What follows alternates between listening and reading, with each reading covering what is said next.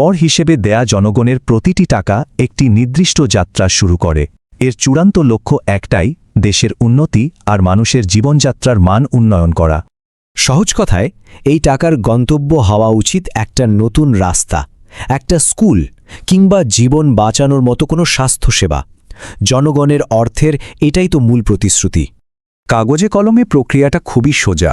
প্রথমে কর সংগ্রহ করা হয়, জাতীয় কোষাগার থেকে সেই টাকা বিভিন্ন প্রকল্পে ভাগ করে দেওয়া হয়, আর সবশেষে সেই প্রকল্পের সেবা জনগণের কাছে পৌঁছায়।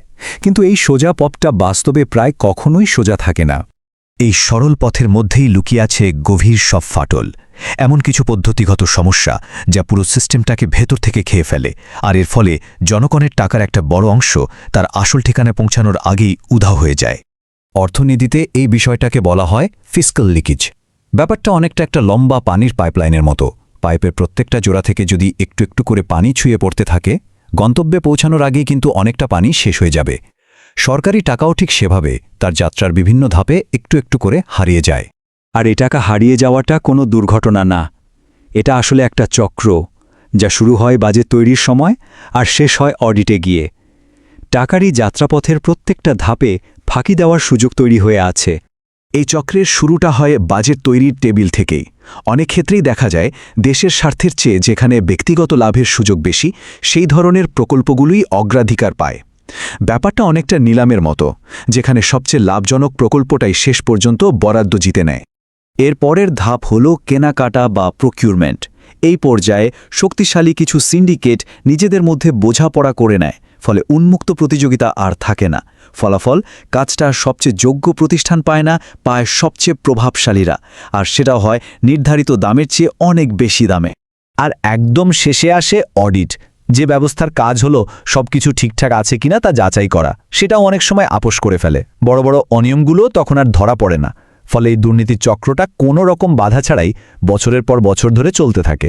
এই যে এতগুলো ফাঁকফোকর, এগুলো কিন্তু কোনো বিচ্ছিন্ন ঘটনা নয়, বরং এটা একটা পরিকল্পিত প্রাতিষ্ঠানিক দখল।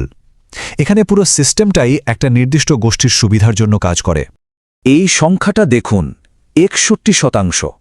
এর মানে হল বড় বড় সরকারি কাজের মোট খরচের 61%ই চলে যায় মাত্র 5% ঠিকাদারের পকেটে। এই একটা তথ্যই বুঝিয়ে দেয় যে সরকারি কাজের বাজারটা সবার জন্য খোলা না। এটা আসলে অল্প কিছু প্রভাবশালী মানুষের নিয়ন্ত্রণে থাকা একটা বদ্ধ চক্র। এই নিয়ন্ত্রণের পেছনে কাজ করে একটা শক্তিশালী জোট। একদিকে আমলাতন্ত্র, অন্যদিকে ঠিকাদার, আর তার সাথে রাজনৈতিক শক্তি। এই তিন পক্ষ মিলে পুরো প্রক্রিয়াটাকেই নিজেদের সুবিধামতো ব্যবহার করে। এই দখলদারিত্ব ভাঙ্গার জন্যই কিন্তু ইজিপি বা অনলাইন টেন্ডার সিস্টেম চালু করা হয়েছিল। উদ্দেশ্য ছিল টেন্ডারবাজি বন্ধ হবে, প্রতিযোগিতা বাড়বে। কিন্তু বাস্তবে কি হয়েছে? ওই জোট আইনেরই কিছু ফাঁকফোকর ব্যবহার করে ডিজিটাল সিন্ডিকেট তৈরি করে ফেলেছে, আর নিজেদের নিয়ন্ত্রণ ঠিকই ধরে রেখেছে। এই যে প্রাতিষ্ঠানিক দখলদারিত্ব, এর একটা বিরাট অর্থনৈতিক বোঝা আছে, আর সেই বোঝাটা নীরবে বয়ে বেড়াতে হয় দেশের সাধারণ করদাতাদেরই। ভাবুন, যখন বিপুল পরিমাণ টাকা অর্থনীতিতে ঢুকছে, কিন্তু সেই টাকার বিনিময়ে কোনো নতুন পণ্য বা সেবা তৈরি হচ্ছে না, তখন কি হয়? তখন জিনিসপত্রের দাম বাড়ে, মানে মুদ্রাস্ফীতি হয়। এর সরাসরি প্রভাব পড়ে সাধারণ মানুষের উপর, তাদের কেনার ক্ষমতা কমে যায়। একটা প্রকল্পের খরচ যখন দুর্নীতির কারণে কৃত্রিমভাবে বাড়িয়ে দেখানো হয়, তখন সরকারকে সেই বাড়তি টাকা জোগাড় করতে আরও বেশি ঋণ নিতে হয়। এর ফলে দেশের ওপর ঋণের বোঝা বাড়তেই থাকে।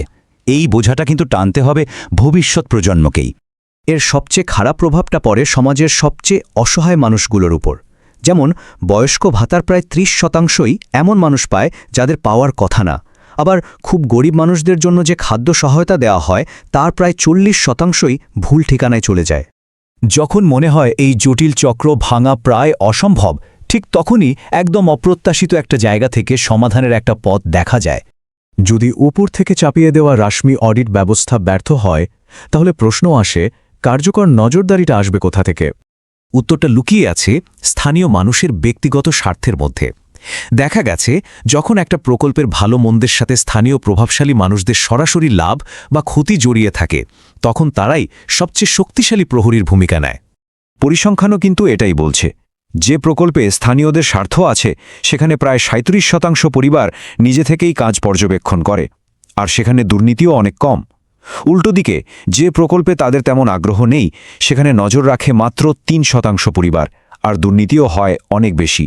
তার মানে সবচেয়ে কার্যকর প্রহরী কিন্তু সরকারি কোনো দপ্তরের অডিটর নয়, বরং সেই এলাকারই একজন সাধারণ মানুষ যার ওই প্রকল্পের সাথে ব্যক্তিগতভাবে কিছু পাওয়ার বা হারানোর আছে। জনগণের টাকার যাত্রা কোনো ব্যক্তিগত ব্যাংক অ্যাকাউন্টে গিয়ে শেষ হতে বাধ্য নয়।